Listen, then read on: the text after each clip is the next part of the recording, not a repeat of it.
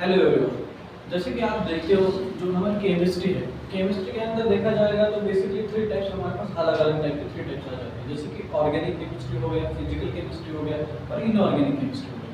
इनमें से हम एक टॉपिक आज पढ़ने वाले हैं जो कि टॉपिक हमारा पूरा का पूरा डिपेंड करता है इमेजिनेशन के ऊपर, जो हमारा बिलोंग करता है फिजिकल केमिस्ट्री में, जो हमारा आता है हमारे 12th के लिए।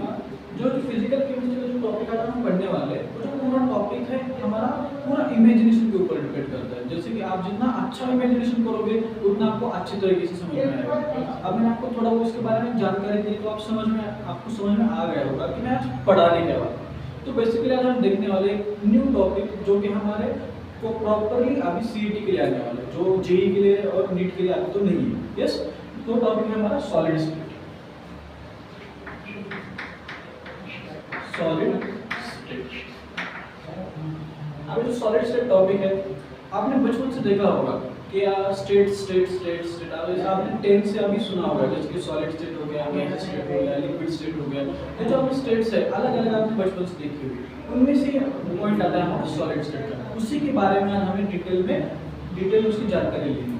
अब यहाँ पर देखा जाएगा तो जो सॉलिड है, अब बच्चों देखा जाएगा तो सॉलिड होता क्या है, एक्चुअली में देखा जाएगा सॉलिड होता क्या है। हमने बचपन से देखा है कि सॉलिड की प्रॉपर्टीज, एक प्रॉपर्टीज सॉलिड हमारा कैसे होता है, पैक्ड बॉडी होती है, उसके जो बॉन्ड्स होते हैं, ये आप सिंपल देखिए चॉक पीस। ये जो चॉक पीस है सॉलिड है। क्यों सॉलिड बोला है? क्योंकि इसके जो पार्टिकल्स है टाइटली बॉन्डेड है। यस, इसके साथ साथ इसको एक डिफरेंट शेप। यस, ये कुछ प्रॉपर्टीज होती है हमारे सॉलिड की, उसी के अंदर हम पढ़ने वाले सॉलिड स्टेट। यस, अब जो सॉलिड स्टेट होता है, सॉलिड स्टेट में हमारे पास दो प्रॉपर्टी है, उनके दो डिफरेंट टाइप्स आ जाते हैं। फर्स्ट वाला आता है हमारे पास क्रिस्टलाइन सॉलिड, क्रिस्टलाइन सॉलिड, और सेकंड आता है हमारे पास अमॉर्फस।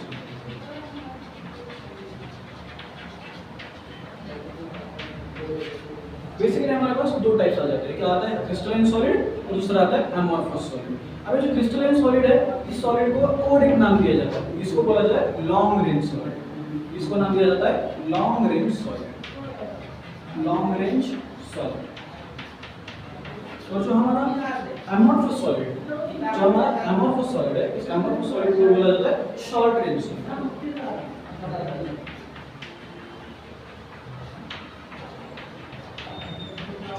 अब आपने देखा होगा, अभी तक तो आपने कुछ नाम नहीं देखे होंगे, लॉन्ग रेंज क्या होता है, शॉर्ट रेंज क्या होता है, लेकिन इसके बारे में आपको मैं आज बताने वाला हूं कि लॉन्ग रेंज क्यों नाम दिया। जो हमारा क्रिस्टलाइन सॉलिड है इसको लॉन्ग रेंज क्यों नाम दिया, बाद में हमारा जो अमॉर्फस सॉलिड है इसको शॉर्ट रेंज क्यों नाम दिया, इसके बारे में आज हम डिटेल में देखने वाले हैं। यस, तो फर्स्ट हम देखने वाले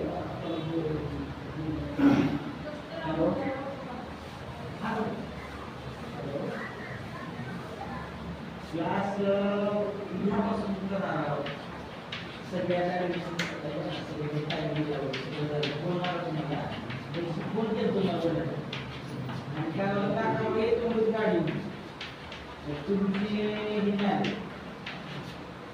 अब जो क्रिस्टलाइन सॉलिड होते हैं, हम इनको क्या करते हैं, डिस्टिंग्विश के फॉर्म में देखते हैं। अगर हम जितना डिस्टिंग्विश के फॉर्म में देखेंगे, जितना हम उनको कंपेयर करके पढ़ेंगे उतना अच्छी तरीके से पढ़ पाएंगे। सपोज कर रहा हूँ, हमको अगर अलग अलग पढ़ेंगे तो कंपेयर नहीं कर पाएंगे, अच्छी तरीके से समझ नहीं पाएंगे, तो हम उनको फर्स्ट कंपेयर करते हैं, उसके बाद में। अब जो क्रिस्टलाइन सॉलिड होते हैं, क्रिस्टलाइन सॉलिड के अंदर इनकी जो मटेरियल्स होते हैं, जो पार्टिकल्स होते हैं, जो हम एटम्स बोलते हैं, वो कैसे अरेंज होते हैं, रेगुलर पैटर्न में अरेंज होते हैं। इनके जो मॉलिक्यूल्स है, molecules are arranged in regular pattern, लेकिन जो हमारा अमॉर्फस होता है, अमॉर्फस सॉलिड में इनके जो एटम्स होते हैं ये रेगुलर अरेंज नहीं होते। इनके जो मॉलिक्यूल्स है या एटम्स होंगे वो कैसे अरेंज होंगे, randomly. Atoms are arranged in random, इनके मॉलिक्यूल्स कैसे होते हैं, रैंडमली अरेंज होते हैं। नेक्स्ट पॉइंट आता है हमारे पास क्रिस्टलाइन। जैसे मैंने आपको पहले बताया था कि जो क्रिस्टलाइन सॉलिड है ये कैसे होता है, लॉन्ग रेंज सॉलिड होता है। ठीक है, मैंने आपको पहले ही बताया था, तो आपको क्या बताया था, जो अमॉर्फस सॉलिड होता है ये शॉर्ट रेंज सॉलिड होता है। अब एक सिंपल आपको डायग्राम बताता हूँ। यहाँ पर देखो, ये कुछ आइटम्स है, हमने आइटम्स को जॉइन कर दिया।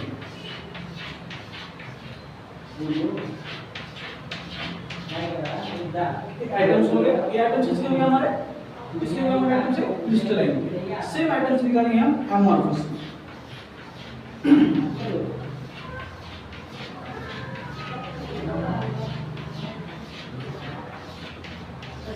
यस, अब इनका नाम नेमिंग देंगे। जैसे इसको पकड़ लो A B A B A B B A B A B A A B A B A B, यहाँ पर कर लेते हैं इनको।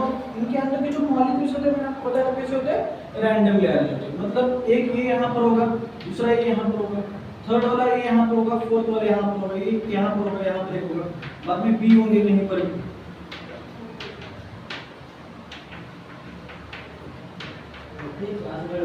यस, अब इनके अंदर अगर देखा तो आइटम्स कैसे है इरेगुलर अरेंज है, लेकिन यहाँ पर आइटम्स कैसे रेगुलर अरेंज है। अगर यहाँ पर आपने देखा तो ए के बाद बी आ रहा है, फिर से आ क्या आ रहा है, ए आ रहा है, फिर ए बी आ रहा है, फिर ए बी आ रहा है। लेकिन यहाँ पर क्या हो रहा है, यहाँ पर देख लो ए बी आ गया तो बाद में कौन आ गया, डायरेक्टली बी आ गया, फिर ए बी आ रहा है।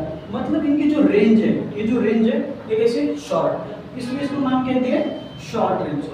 और यहाँ पर देखा जाएगा इनकी रेंज कैसे ए बी, फिर से ए बी, फिर से ए बी, और इनकी रेंज कैसे होगी, एक कांस्टेंट रेंज होगी, A B A B A B A B करके चल रहा है। मतलब हम इसको क्या नाम दे सकते हैं, लॉन्ग रेंज सॉलिड और ये शॉर्ट रेंज सॉलिड। तो सेकंड वाला पॉइंट, थर्ड वाला पॉइंट देखते हैं। थर्ड वाले पॉइंट में अगर देखा जाएगा तो जो हमारे क्रिस्टलाइन सॉलिड्स होते हैं, जो क्रिस्टलाइन सॉलिड्स होते हैं, क्रिस्टलाइन सॉलिड्स के अंदर उनका जो मेल्टिंग पॉइंट है वो कैसे होता है, एक शार्प होता है। मतलब उनका जो मेल्टिंग पॉइंट होता है, वो सपोज करो कोई आपने मेटल ले लिया, उसका अगर 90 पकड़ लो या 100 पकड़ लो या 300 पकड़ लो, अगर उनका एक मेल्टिंग पॉइंट उनको दिया है तो उसी टेम्परेचर पे मेल्ट हो जाएगा, वो फिक्स होता है। लेकिन अगर एमॉर्फस में देखा जाएगा तो एमॉर्फस में उनका जो मेल्टिंग पॉइंट होता है, सपोज करो आपने एक मेटल लिया है, कोई भी एमॉर्फस मेटल लिया है, उसका अगर आपने फर्स्ट मेल्ट किया है, वो मेल्ट हो गया 300 पे, तो नेक्स्ट टाइम ऐसा नहीं होगा कि वो 100% 300 पे ही मेल्ट हो जाएगा, कभी-कभी वो 320 पे मेल्ट हो जाएगा, 350 पे मेल्ट हो जाएगा।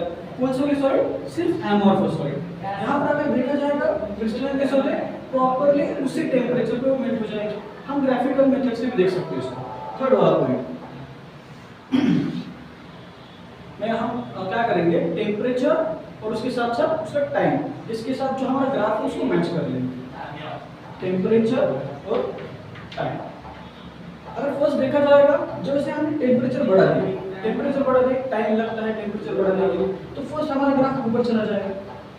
यस, उसके बाद जब एक प्रॉपर्ली लिमिट आ जाएगी, जब हमारा सॉलिड कन्वर्ट हो जाएगा लिक्विड में, उस टाइम में वो डायरेक्टली गैसेस में कन्वर्ट नहीं होगा, एक स्टेबल रहेगा थोड़ा टाइम के लिए, उसके अंदर स्टेबिलिटी रहेगी। और उसके बाद में जब हमारा पूरा सॉलिड लिक्विड में जब कन्वर्ट हो जाएगा, उसके बाद कौन सी प्रोसेस स्टार्ट हो जाएगी हमारी, कौन सी प्रोसेस स्टार्ट हो जाएगी, लिक्विड से गैसेस वाली, लिक्विड से गैसेस वाली। यहाँ पर अगर देखा जाएगा फर्स्ट आ जाएगा हमारे वाला सॉलिड, यहाँ पर आ जाएगा सॉलिड टू लिक्विड, और यहाँ पर आ जाएगा हमारा, यहाँ पर आ जाएगा हमारा कौन सा वाला, सॉलिड टू लिक्विड, और यहाँ पर हम आ जाएंगे गैसेस, यहाँ पर आ जाएंगे हम गैसेस फेज में, अगर हमारा क्रिस्टलाइन सॉलिड होगा। लेकिन अगर हमारा एमॉर्फस सॉलिड है तो एमॉर्फस सॉलिड में ये वाली डायग्राम इसे शार्पनेस वाली नहीं आएगी। यहाँ पर अगर देखा जाएगा तो 2 पॉइंट्स आते शार्पनेस वाले हमारे पास, लेकिन यहाँ पर कैसे होगा, यहाँ पर कोई शार्पनेस वगैरह नहीं दिखेगी। आपका जो स्ट्रक्चर है, आपका जो ग्राफ है, डायरेक्टली कर्व शेप में आपको ग्राफ मिलेगा, डायरेक्टली कर्व शेप में ग्राफ मिलेगा।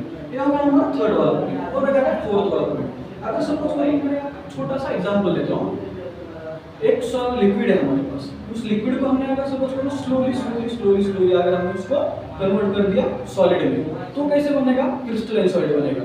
लेकिन अगर सपोज कर लो मेरे पास एक लिक्विड है और मैंने उसको तुरंत ही फ्रीज कर दिया, तुरंत ही अगर मैंने उसको फ्रीज कर दिया तो उसमें चेंजेस क्या आ जाएंगे, वो बन जाएगा एमॉर्फस सॉलिड, क्योंकि उसके अंदर के जो मॉलिक्यूल्स है वो कैसे है, इन रैंडम पोजीशन में। जिस वक्त तो रैंडम पोजीशन में थे, आपने उसी वक्त उसको जमा दिया, तो वहाँ पर 100% किस में हो जाएगा, एमॉर्फस में। लेकिन अगर आप सपोज कर दो आपने क्या किया, लिक्विड है आपके पास, उस लिक्विड को आपने थोड़ा टाइम दे दिया, उसको सेटल होने का टाइम दे दिया, सेटल होने के बाद आप स्लोली उसको क्या कर रहे हो, उसका कन्वर्जन किसमें कर रहे हो, सॉलिड में कर रहे हो, तो उस वक्त आपका जो सॉलिड बन जाएगा तो हो जाएगा प्रॉपर्ली क्रिस्टलाइन सॉलिड। यस, ये हो गए हमारे दो क्रिस्टलाइन सॉलिड और एमॉर्फस सॉलिड। ये तो हमारा बेसिक हो गया। यस, अब हम नेक्स्ट पॉइंट देखेंगे अनआइसोटोपिक और आइसोटोपिक। ये पॉइंट्स क्या होते हैं? यस, एक बार आप इनको एक बार देख लीजिए और उसके बाद हम देखते हैं अनआइसोटोपिक और आइसोटोपिक, इनमें डिफरेंस क्या होता है, आइसोटोपिक क्या होता है और अनआइसोटोपिक क्या होता है। जैसे कि आपने देखा था, हम आज देखने वाले थे अभी आइसोटोनिक और अनआइसोटोनिक, आइसोटोनिक एंड अनआइसोटोनिक। अभी जो आइसोटोनिक और अनआइसोटोनिक है, ये डिवाइड हुआ है किसके ऊपर? उनकी फिजिकल प्रॉपर्टीज। जो फिजिकल प्रॉपर्टी होती है, रिफ्रैक्टिव इंडेक्स वगैरह, उनकी जो प्रॉपर्टीज होती है, जो फिजिकल प्रॉपर्टीज है, इन फिजिकल प्रॉपर्टीज के ऊपर हमारे पास सॉलिड्स के दो टाइप होंगे, अनआइसोटोनिक एंड आइसोटोनिक। अबे अनआइसोटोनिक मतलब क्या होता है? जो प्रॉपर्टीज, जो सॉलिड्स जिनके अंदर उनकी जो फिजिकल प्रॉपर्टीज है, वो फिजिकल प्रॉपर्टीज कैसे वेरिएबल होती जा रही है, मतलब चेंज होती जा रही है, उनको हम क्या बोलेंगे? अनआइसोटोनिक। और आइसोटोनिक मतलब क्या होता है? जो सॉलिड जिनके अंदर जिनकी फिजिकल प्रॉपर्टी है, वो फिजिकल प्रॉपर्टी कैसे कांस्टेंटली सेम चल रही है, उनको हम क्या बोलेंगे? आइसोटोनिक। मैं आपको एक सिंपल एग्जांपल देता हूं, जैसे कि हमने अभी एक स्ट्रक्चर निकाला था, यहां पर देखो,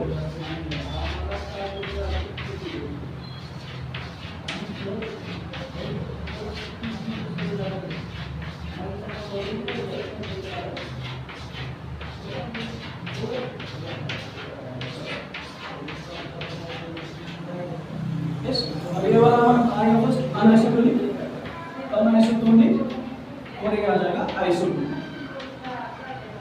इनके अंदर हम नाम दे देते हैं A B A B A, B A B A B, A B A B A. यहाँ पर A A B B B A B ए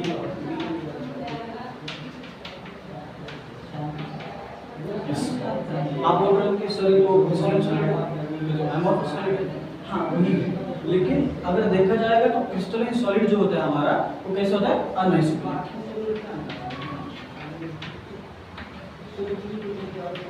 जो हमारा क्रिस्टलाइन सॉलिड कैसा होता है? अनआइसोटोनिक। अब क्यों होता है बता? अब यहाँ पर देखा जाएगा तो यहाँ पर इसकी जो रेंज है, फर्स्ट वाली रेंज वो कैसे आ रही है? A B A, right.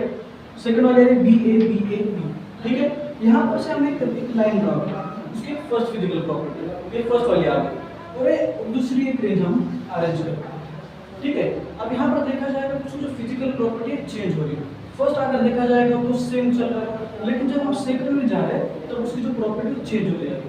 वही देखेंगे आप आइसोटोनिक। आइसोटोनिक में देख लो, जो हम फर्स्ट रेंज अरेंज करें, इसके बाद हमें क्या आएगा पता नहीं। सेकंड रो मैं अरेंज करता हूँ, इसके बाद क्या आएगा पता नहीं, मतलब ये दोनों कैसे सेम है और एक कैसा डिफरेंट है।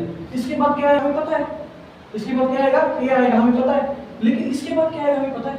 नहीं पता, ठीक है। लेकिन यहाँ पर देख लो, हमें ना ये पता है ना ये वाला पता है, मतलब जहाँ पर हमें दोनों भी चीज पता नहीं, जहाँ पर हमें दोनों भी चीज पता नहीं इसके आगे क्या आने वाला है, उसको हम क्या बोलेंगे? आइसोटोनिक।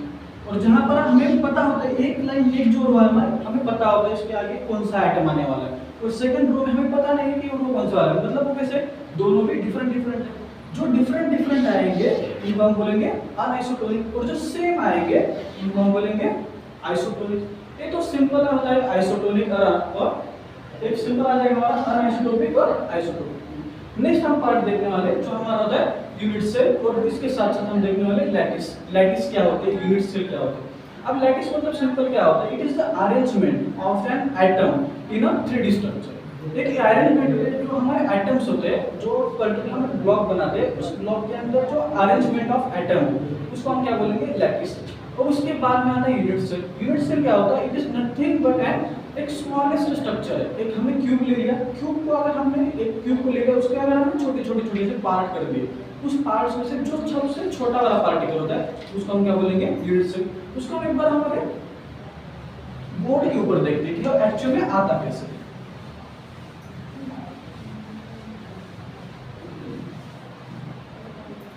यस, फर्स्ट देखते हैं लैटिस। लैटिस मतलब क्या होता है? It is the arrangement of atoms in A 3D structure. Yes, इतना ही पार्ट आता है हमारा लैटिस के बारे में। अब यहाँ पर देख लीजिए यूनिट सेल क्या होता है।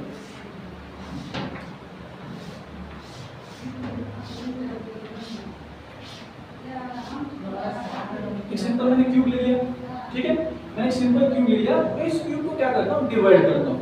सपोज कर लो मैंने इसको यहाँ से डिवाइड कर दिया,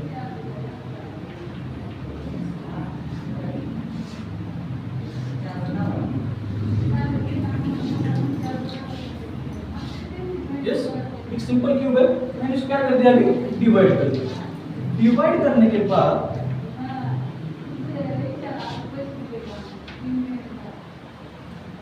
सिंपल क्यूब है, इसको मैं अगर डिवाइड कर दें, डिवाइड करने के बाद सबसे छोटा वाला जो पार्टिकल आता है, सबसे छोटा वाला पार्टिकल, इसको हम क्या बोलेंगे, एक यूनिट सेल।